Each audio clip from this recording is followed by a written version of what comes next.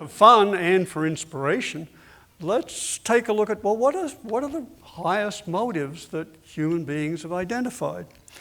And from some years surveying both psychology and contemplative practices, it seems like there are four practices of higher post-conventional motives.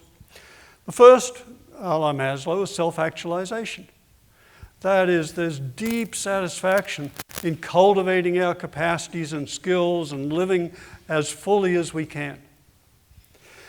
But Maslow, towards the end of his life, added the motive of self-transcendence, the recognition that all of us, initially in very subtle ways, are pulled to grow beyond our current identity, to a transpersonal identity, an acknowledgement of our interconnection and even unity with our larger community and potentially all life, or even in the great culminating experience of the contemplative experiences, the unity experience of identity with the entire cosmos.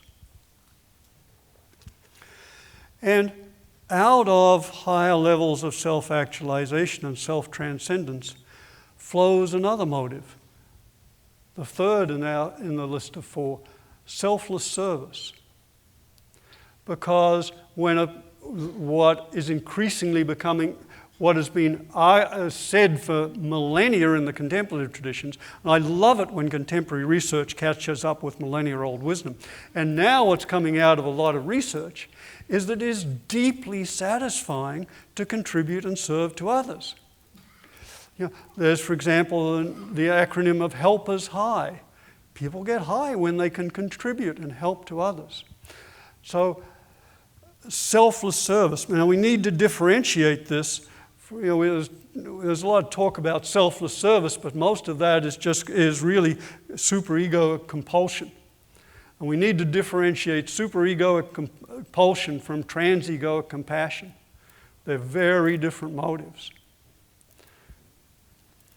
And finally, across contemplative traditions, and hinted at in some of our psychology, is egoless spontaneity, where at the higher levels of psychological maturation and in transcendent states of consciousness, what happens is a effortless flowing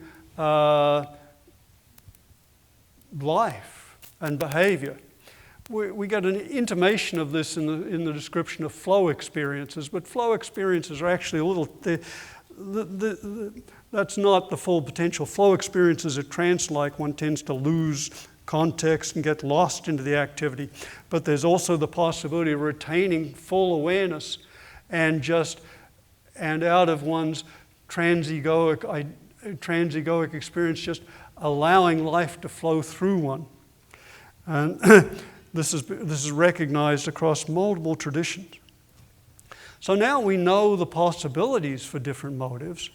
The interesting question is, what do we want to choose? What motives do we want to choose for our activities, for doing therapy, for consulting, for administrating? And of course, we can select different motives at different times.